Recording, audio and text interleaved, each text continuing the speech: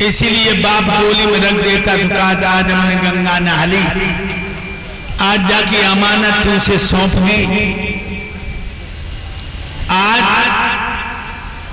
जिसका कर्ज था उसका आदा कर दिया, आज हमने गंगा नहा। मेरे भाइयों, देवकी ससुराल को चली, बहुत रोई। पहले की लड़कियां जब ससुराल जाती तो बहुत रोती थी, अब जो पढ़ी लिखी नहीं रोती। अब तो जो गाड़ी में बैठी टाटा बाय बाय हो गई। भैया कंस के गले में बहिया डाल के देवकी रोई। काए को प्याई दई विदेश को भैया,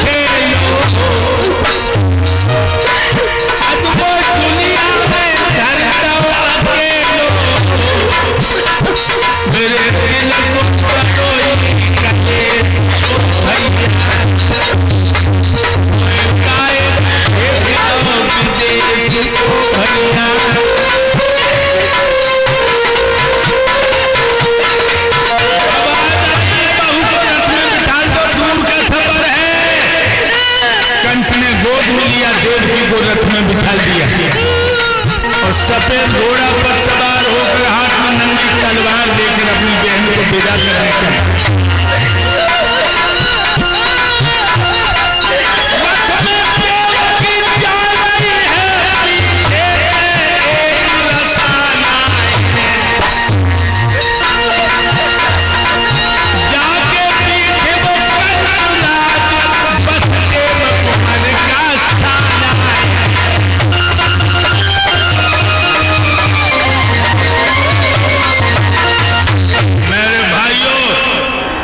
मथुरा से 3 खेत रथ निकल पाया, गड़गड़ा की आवाज हुई और आसमान से शब्द आया, भोजराज कंस। कंस ने ऊपर देखा, कौन हो? कहने लगे, मैं तेरा शुभ चिंतक हूं। जिस बहन को इतनी साई से विदा कर रहा है, इसके काले पर्दे में तेरी मौत मुस्कुरा रही है। मतलब तो कहने लगे, देवता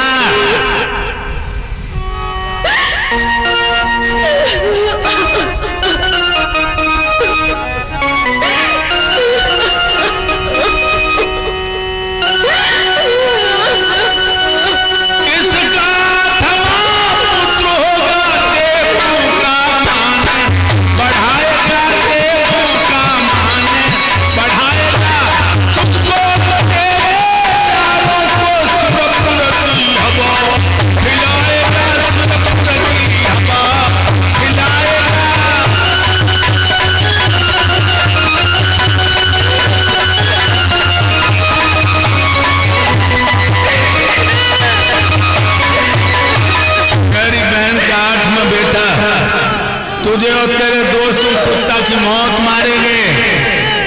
देवता कहकर खिसक गए।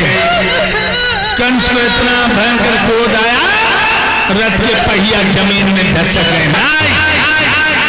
घोड़ा पे से उतर पड़ा, अपनी बहन के बाल पकड़े और रथ में से बाहर पटक दिया। कहने लगा, वही यही है वो नागिन जिससे सपोला पैदा होगा। हम वृक्ष के फल फूल नहीं देखेंगे, वृक्ष की जड़ काट देंगे, जड़। मेरे भाइयों, आज आपस में बहना पड़ी हुई किस्मत के अक्षरों को देखने लगी, और जो पिया की सेजों की अभिलाषा थी वो मौत की घड़ी देखने लगी। जो अपने पिया के लिए आरमा सनों में बैठी थी, एक पल में अरमाओं का महल चूर चूर हो गया। कंस कहने लगा, बहन अपने भैया के अंतिम प्यार को स्वीकार करो। अब तुम्हारा भैया तुम्हारी जिंदगी लेने जा रहा है। बहन कहने लगी, भैया अभी खुशी खुशी विदा कर रहा था, एक पल में क्या हो गया, सारी मंडली हिल गई। कंस कहने लगा, तूने आकाशवाणी नहीं सुनी, तेरा 8वां बेटा मेरा काल, और जब हम तुझे ही नहीं रखेंगे तो नागिन मर जाएगी, सपोला पैदा ही नहीं होगा। देवकी कहने लगी, भैया अगर मेरी जैसी अभागिन तेरे जैसे भैया को मौत पैदा करेगी तो हमें पैदा ही नहीं होना था। पैदा हो गई थी तो मर जाना था। मार मेरी गर्दन में तलवार। जो तलवार उठाई बस्ते ने झपट के पकड़ ली। भोजराज कंस की कलाई। ठहर जाइए भोजराज कंस, ठहर जाइए। कलाई को छोड़ दो, मित्र बसे हो। मेरी बात सुनो पहले। क्या सुनाओगे?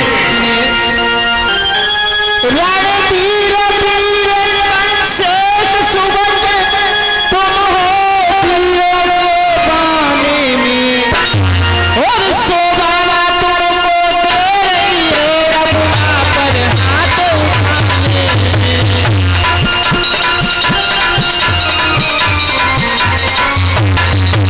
महाराज शोभा तुमको दे रही है अपना पर हाथ उठाने में।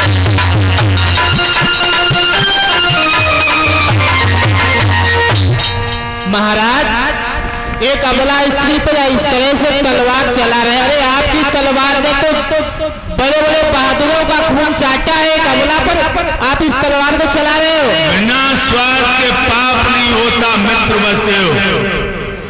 और जब प्राणों पर नौबत आती है तो बेटे का पाप ही नहीं होता। कलाई को छोड़ दो।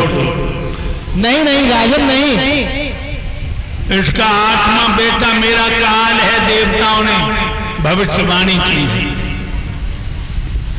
मेरी एक बात सुनो। सुनाओ। तलवार है मेरी गर्दन में, और जब मेरे प्राण खो जाएंगे, और देवकी लड़ा पापोगी तो दुख नहीं हो पाएंगे।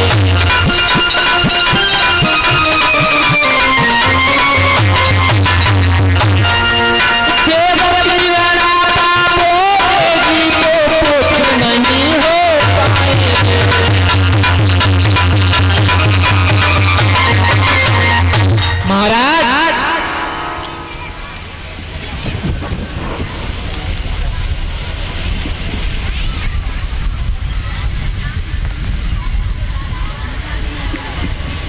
क्या कहा तुमने?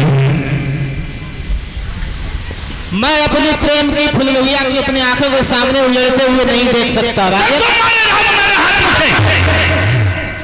इसलिए मेरी कलाई को छोड़ दो। नहीं नहीं राजन। मेरे भाइयों एक बात बताइए राजन। हाँ, आपको इसकी संतान से डर है या इससे? अब तो दोनों से ही डर है। संतान भी इसी की पैदा होगी और इसकी संतान से पूरा पूरा खतरा है। तो महाराज जब मैं मर जाऊंगा तो संतान होगी कहां से? ये जरूरी नहीं है औरत का पति मर जाए तो वो औलाद पैदा न कर सके। इसलिए मेरी कलाई को छोड़ दो। मेरी बात सुनाओ। यदि इसकी संतान से खतरा है तो हमारी एक बात सुनो। मैं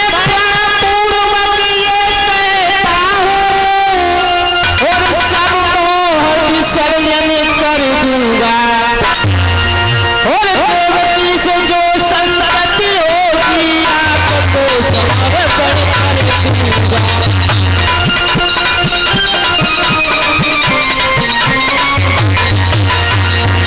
महाराज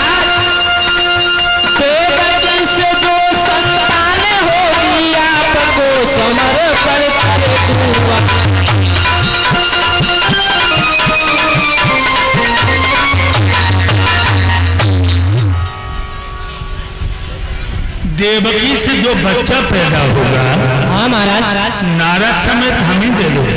जी हाँ, आपको समर्पण कर दूंगा। खाओ यमुना मैया की कसम, यमुना मैया की कसम, खाओ गोधन की सौगंध, गोधन की सौगंध।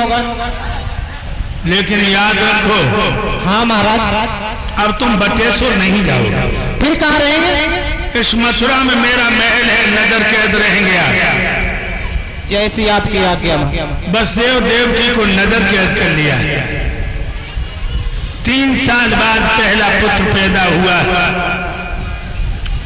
देवकी से बसदेव ने पूछा क्या है? देवकी बोली पिया पुत्र है। बसदेव कहने लगे से चूम लो, बाद में से मुझे दे दो, तुम्हारे भैया का पहला शिकार है। देवकी कहने लगी नहीं, मेरे भैया का काल तो 8वां बेटा है, ये तो मेरा पहला लाल है। बसदेव कहने लगे मोह मत करो, और मेरे प्यारे भक्तों, निर्दयी बसदेव ने बच्चा को छीन लिया। राजा कंस के दरबार में जाकर के बच्चा जब दिया, कंस ने बसदेव का त्याग और बच्चे को देखा तो उसे दया आ गई। कहने लगा लीजिए बहनोई साहब, इस मांस के लोथड़े ने मेरा कुछ नहीं बिगाड़ा, जब 8वां बेटा हो तो ले आना। बसदेव के मुंह से एक ही शब्द निकला, भोजराज कंस तुम्हें हमारी उम्र भी लग जाएगा। बच्चा आकर के देवकी को दे दिया। इधर देवताओं में खलबली मच गई, कंस को यूं ही दया आती गई तो भगवान के अवतार में विलंब हो जाएगा। देव ऋषि नारद से कहा कि महाराज जाओ और कंस को पापों की तरफ प्रेरित करो। नारद जी ने वीणा उठाई है, हाथ में कमल का फूल लिया जिसमें 8 पंखुड़ियां हैं,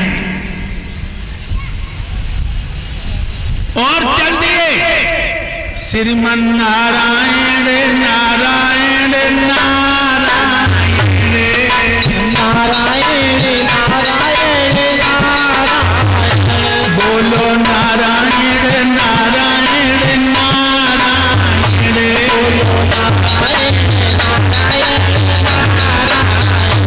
अरे तो नारायण नाम ले तुम्हें, ओ नारायण नाम दे तुम्हें, पाप हो तो सब नारायण, बोलो नारायण नारायण नारायण, बोलो आप हो तो सब नारायण, नारायण नारायण नारायण, बोलो नारायण नारायण नारायण, बोलो नारायण नारायण नारायण। आ गए भोजराज कंस के दरबार में। देव ऋषि नारद जी के चरणों में भोजराज कंस का प्रणाम स्वीकार हो। प्रसन्न रहिए मथुरा के राजा। आज एक बात पूछने आया हूं। बोलिए। पहले महाराज दूध पी लीजिए। जब तुमने अपनी बहन की विदा की, हाँ महाराज। देवताओं को भविष्यवाणी की थी। हाँ भविष्यवाणी की थी महाराज। कहा था कि इसके जो 8वां पुत्र होगा तेरा काल बनेगा, तेरा विनाश करेगा। तो तुमने क्या किया? महाराज उनको जेल में डाल दिया हमने। कोई बच्चा पैदा हुआ? हाँ अभी एक पुत्र पैदा हुआ है, थोड़ा देर पहले आ जाते तो आप भी देख लेते, बड़ा सुंदर बेटा था। कहाँ कर दिया? उसे हमने छोड़ दिया हमारा नहीं। क्यों?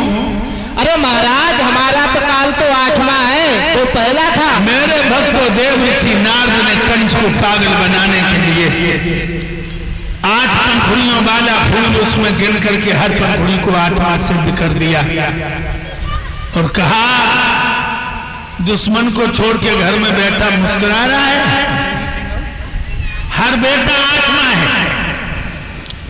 कंस भागा, देवकी के आंगन में आकर के बच्चा को छीन लिया,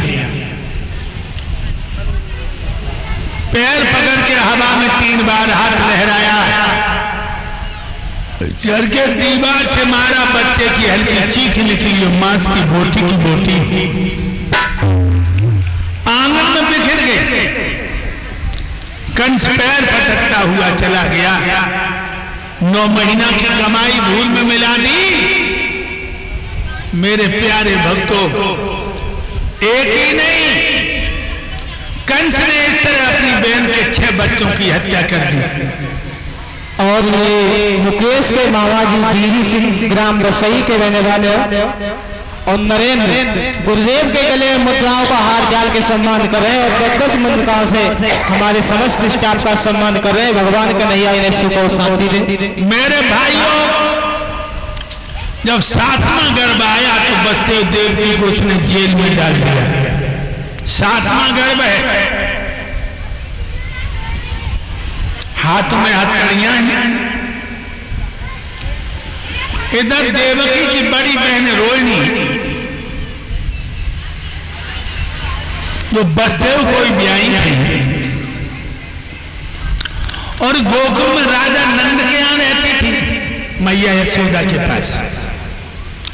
जब रोहिणी को पता लगा है कि मेरे भैया ने मेरी बहन के 6 बच्चों की हत्या कर दी और मेरे पति और मेरी बहन को जेल में डाल दिया, तो रथ में बैठकर अपनी बहन और पति की मिलाई करने आई।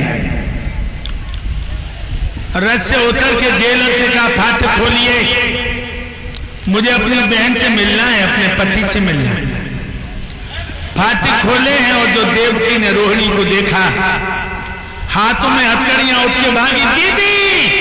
एकदम से रोहिणी बांह फैला के भागी, छोटी बहन, और अपनी छोटी बहन देवकी को छाती से लगा लिया। छाती में मुंह छुपा करके देवकी कहने लगी, दीदी मेरे 6 लला भैया ने मार डाला, मगर मैं नहीं मरी। दीदी मैं ससुराल का सुख नहीं जान सकी, दीदी मैं मर क्यों नहीं रही हूं। आज रोहिणी हिम्मत बना रही है, तब तक देवकी के पेट में बच्चा पैदा होने की पीड़ाएं आने लगी। देवकी बोली रोहिणी से, दीदी हमें संभालो, मुझे लग रहा है समय आ गया बच्चा पैदा होने का। रोहिणी ने देवकी को लेटा लिया जमीन पर, उसकी जंघां पर सर रख लिया है देवकी ने, पेट पे हाथ फेरने लगी, बच्चा पैदा हुआ, देवकी बेहोश हो गई। तब तक रोहिणी ने बच्चा को साफ करके बच्चा का नारा काट दिया। मेरे भाइयों, जो होश आया है, देवकी कहने लगी, दीदी 6 लला भैया ने मार डाली, जब लला को तू बचा दे। एकदम से रोहिणी बोली, चुप, भैया के हाथ के बच्चे तक नहीं आने दूंगी। बच्चा लिया उसने, दोनों स्तनों के बीच में रखे, ऊपर से चादर कर ली और रथ में बैठी गोकुल में आ गई। और इधर जेल में हल्ला हो गया, 7वां गर्भ खंडित हो गया। मेरे भाइयों, उसी बच्चे का नाम बलराम पड़ा है। अब 8वें गर्भ की बारी है, कंस के यहां तैयारी है। कंस सोचने लगा, 1 महीना से पहले कोई नहीं जान पाएगा कि देवकी के पेट में बच्चा है। कंस ने दूतियां लगा दी, जो बहन का महीना चढ़ा, दूतियों ने कंस को बता दिया कि तुम्हारी बहन का महीना बढ़ चुका है, मौत आ गई। हाथों में हथकड़ियां, पैरों में बेड़ियां, आपकी बार बहन बहनों को काल कोठरी में बंद कर दिया। काल कोठरी जानते हो? 24 घंटा अंधेरा उजाला देखने को न मिले। तलवारें, भाले, बंदूकें, बर्छियां सजाने लगे। जेल के फाटकों में दोहरी चौकियां। और भक्तों, ये तो हम तुम जानते ही हो कि जब किसी माँ के पेट में बच्चा होता है, बच्चा पे खून चढ़ता है, तो मैया की पाइन तरफ से जान सी खिंचती है, वो भी अच्छा खाने को न मिले। कंस ने हुक्म कर दिया मेरी बहन को अच्छा भोजन मत देना, न पेट का बच्चा बलवान पैदा होगा। 6-6 दिन की सड़ी हुई रोटी दो। मेरे भाइयों, इधर कंस का दिन ही दिन चतुर्दास हो रहा है और इधर देवकी को 10वां महीना पूरा हो। अंत में कौन दिन आ गया, कौन रात आ गई, कौन मस महीना आ गया।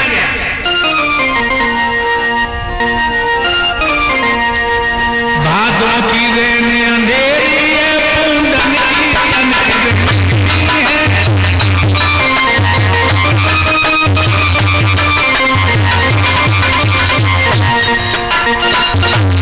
बड़ा मस्त महीना, भादों की रात अंधेरी है, पूंडन की तनक है। आधार कसम से कह रहे वही कृष्ण अष्टमी है।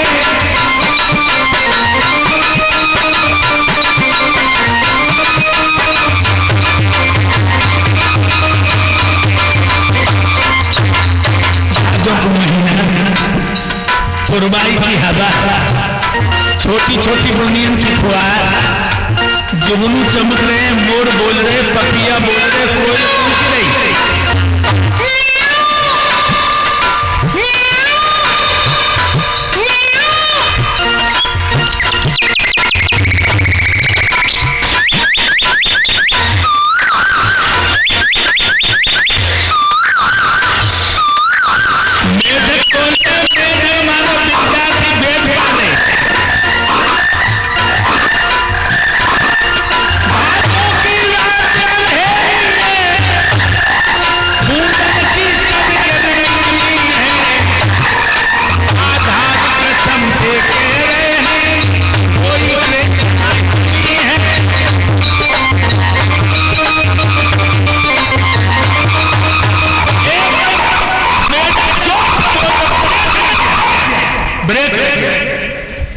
एक कोने में बसते हुए, एक में देवकी।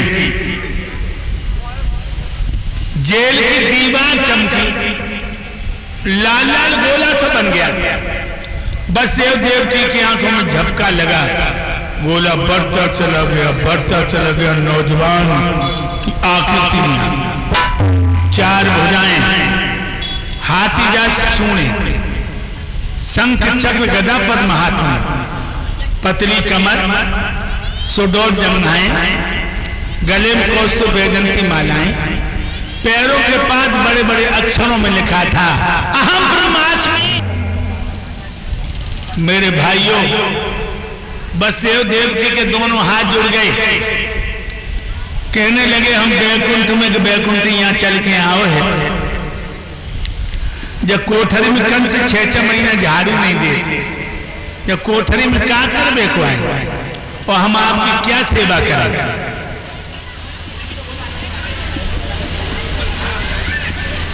भगवान कहने लगे, हे बसदेव देवकी, तुम मेरे सच्चे भक्तों में शो, मैं सेवा करवाने नहीं आया हूं, तुम दोनों की सेवा करने आया। हथकड़ी बेड़ियों का जेगर एक दिन मैं तोड़ूंगा, कंस को खाक में मिला के छोड़ूंगा। तुम अपने बेटा के रूप में हमें स्वीकार करो और हमें गोकुल में पहुंचा देना। मैया यशोदा के यहाँ बाल लीला दिखानी है। इतना कहकर वो विराट मूर्ति एकदम बच्चे के रूप में आकर के बदल के मैया देवकी की गोद में गिर पड़े। बोलो बालकृष्ण भगवान की। चकोर बन के देखने लगे बसदेव देवकी उस बालक को, बालकृष्ण भगवान को। राजा कंस की याद आई, दोनों की घिकी बंद हो गई। देवकी कहने लगी, पिया 6 लला भैया ने मार डाले, एक और लला को इतना दुख नहीं भो। जब लला को देखे मैं छाती सी फट रही, चाहे हम तुम भलू भैया के हाथ से मारे थे, जब लला को कैसे बचाए लाए। बसदेव कहने लगे, हाथों में हथकड़ियां, पैरों में बेड़ियां, दरवाजे पे दोहरे ताले, हाथ में भाला लिए पहरे बारे, लला कैसे बच जाएगा।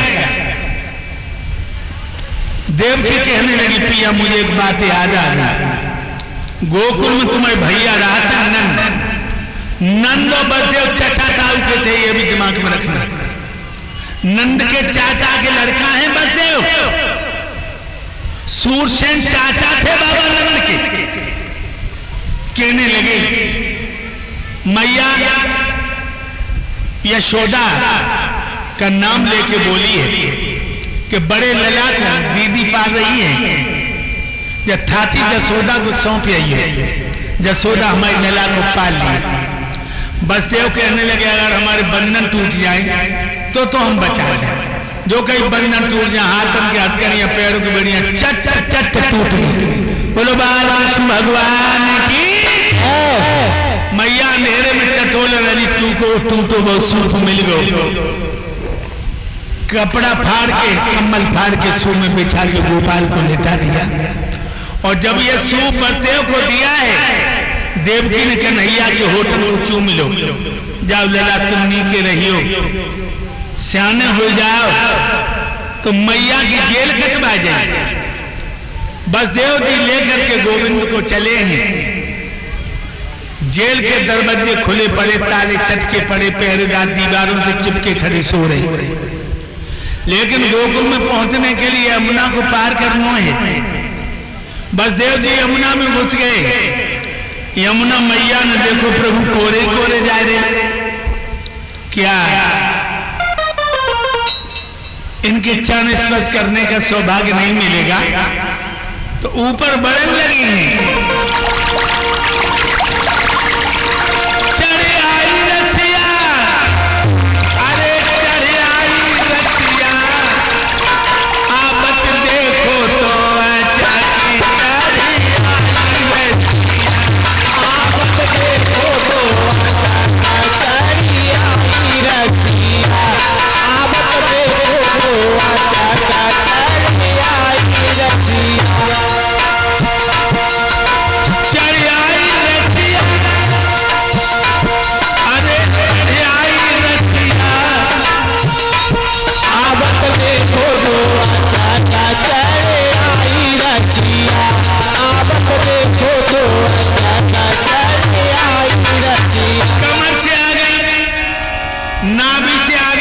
यमुना मैया छाती से आ गई, गला टूटने लगा, बस खड़े हो गए। आगे बढ़ूं ये यमुना गहरी, आगे बढ़ूं ये यमुना गहरी, आगे बढ़ूं तो यमुना गहरी, आगे बढ़ूं तो यमुना गहरी। पीछे देखे ठाड़ों के हरी, पीछे देखे ठाड़ों के हरी। ले बचले चले गोकुल को आती रतिया, आवत देखो चढ़ी आई रसिया, आवत देखो चढ़ी आई रसिया। मेरे भैया बसदेव जी खड़े हो गए। गोपाल सोचने लगे अब तक ठगनी अंगेला को नहीं बढ़न दे। क्या किया मेरे गोविंद ने?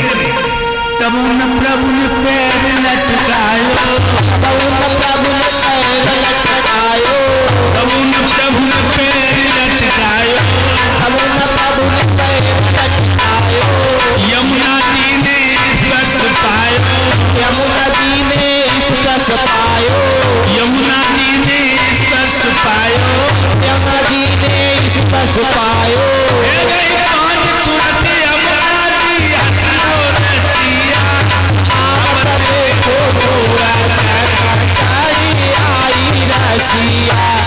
आवत देखो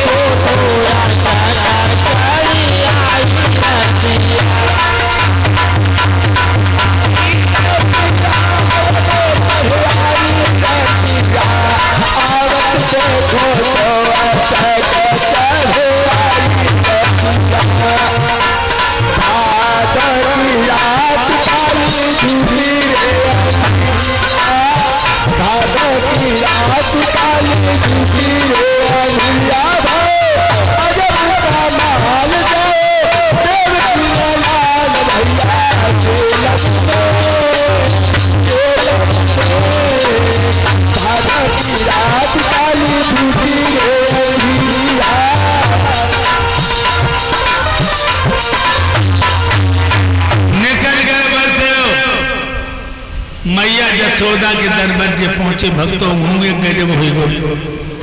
जसोदा के पेट में रह बिटिया,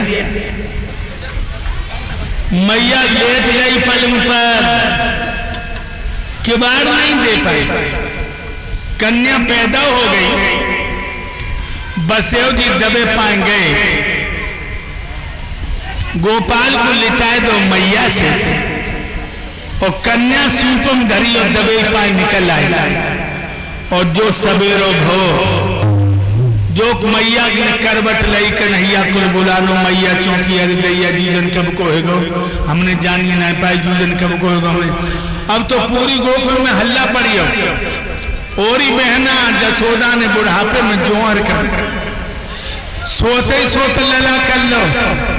और ये स्वरण सिंह यादव ग्राम बसई के रहने वाले गुरुदेव के गले में मुद्राओं का हार डाल के सम्मान कर रहे हैं। भगवान कन्हैया ने सो को कंधा हरियाया, आंगन भर गो। अब भगवान का जन्म जेल में हुआ है और बधाई मैया यशोदा के आंगन में पड़ रही है। जो भी बहना है कन्हैया के नाम की बधाई डालना चाहें, नाच नाच के डालना।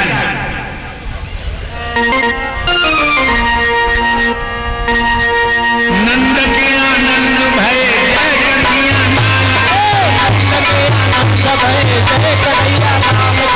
कोई गोपी नाच नहीं रही है भैया, ये कन्हैया की बधाई है, यार जरूर नाचो। नंद के आनंद भय जय कन्हैया लाल की, कोई नाओ हाथी घोड़ा कोई नाओ पालकी, कोई नाओ हाथी घोड़ा कोई नाओ पालकी। आंगन में बधाई पड़ रही, बहना मेरी यशोदा मेरी मैया मेरी, तेरे पैदा भये गोपाल की। मैया मेरी सुनो, यशोदा मेरी सुनो, गुड़िया मेरी, तेरे पैदा भये गोपाल की।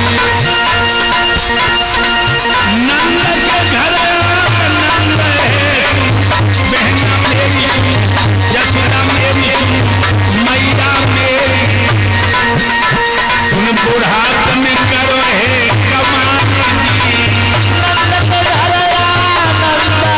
सुनो बहना मेरी सुनो, यशोदा मेरी सुनो, आरती मेरी,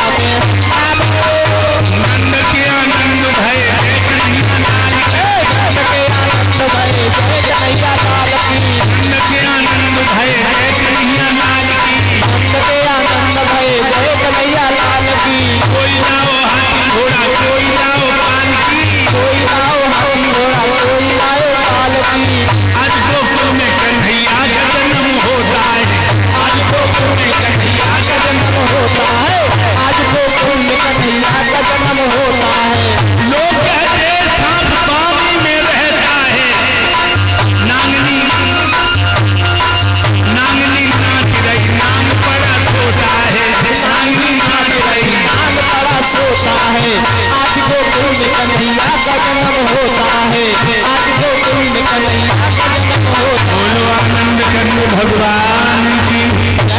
ऐसे भगवान का जन्म जेल में हुआ, बधाई मैया यशोदा के आंगन में पड़ी।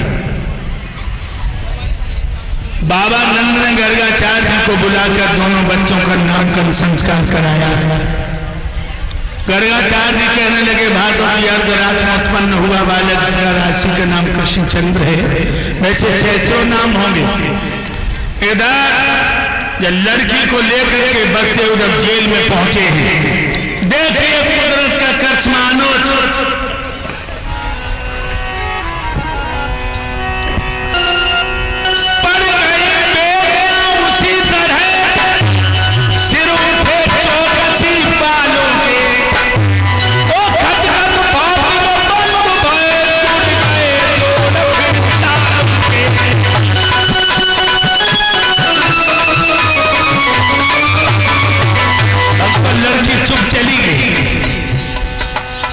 और जो देवकी को गई है राण को कौन खिजाए दो, जानो कर मुक्तियां ले दी, लड़की रोई।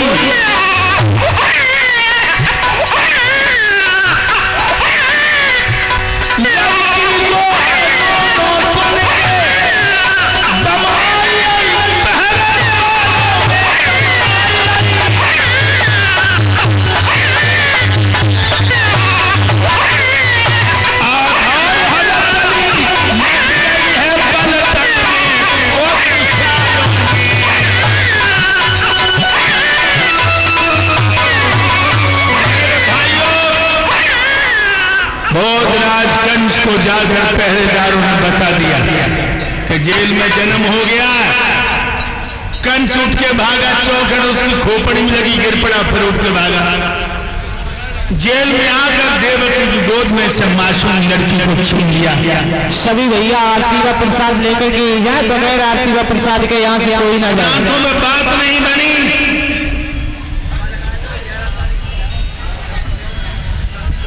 देवकी ने प्रार्थना भी की, लेकिन दुष्ट ने लड़की का पैर पकड़ा, जो पत्थर में पटकना चाहा, हाथ में झटका लगा, ये लड़की चंचला बन के अंतरिक्ष को चली गई।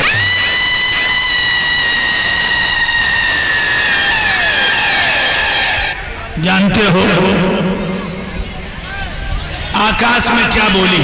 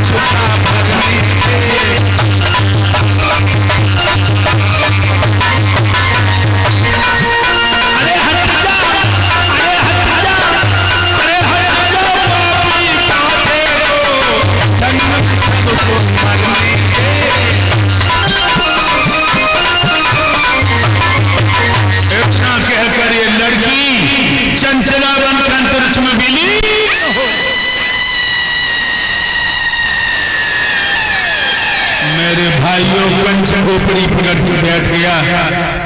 वो इच्छा निर्दोष बच्चा उसके मस्तिष्क में घूमने लगे। कंस ने बहन बहनोई की जेल की हथकड़ियां तुड़वा दी। सारी रात कंस को नींद नहीं आई। ध्यान रखना बहनाओ, कल गोवर्धन भगवान की पूजा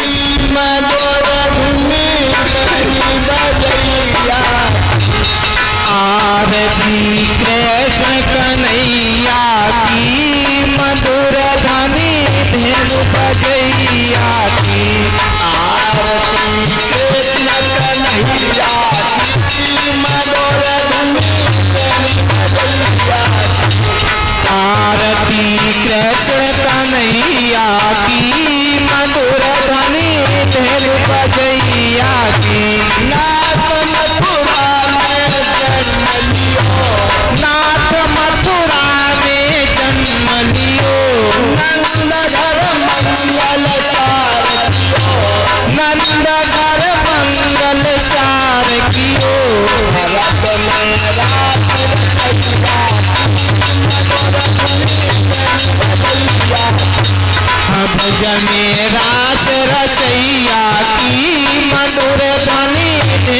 बजैया की आरती कृष्ण कन्हैया की मधुर धुन बजैया आरती कृष्ण कन्हैया की मधुर ध्वनि धेनु बजैया की नाथ जौवन को अपनायो नाथ गौवन को अपनायो विजय भारत में दर्शायो विजय भारत में दर्शायो विपन में धन करैया विपन में धेनु चरैया की मधुर ध्वनि धेनु बजैया की आरती कृष्ण कन्हैया की मधुर धुन बजैया आरती कृष्ण कन्हैया की मधुर ध्वनि धेनु बजैया की नाथ संतन को अपनायो नाथ संतन को अपनायो विजय भारत में दर्शायो विजय भारत में दर्शायो सुदामा दुख हरैया सुदामा दुख हरैया की मधुर ध्वनि धेनु बजैया की आरती कृष्ण कन्हैया की मधुर धुन बजैया आरती कृष्ण कन्हैया की मधुर ध्वनि धेनु बजैया की नाथ दोस्तन को हनिगारो नाथ दुष्टन को हनिगारो नाथ भक्तन को तुम तारो नाथ भक्तन को तुम तारो मंच पे कंठ करैया मधुर मंच पे कंस मरैया की मधुर ध्वनि धेनु बजैया की आरती कृष्ण कन्हैया की मधुर धुन बजैया आरती कृष्ण कन्हैया की मधुर ध्वनि धेनु बजैया की बोल राधे राधे बोलो राधे राधे बोल राधे राधे बोलो राधे राधे बोल राधे राधे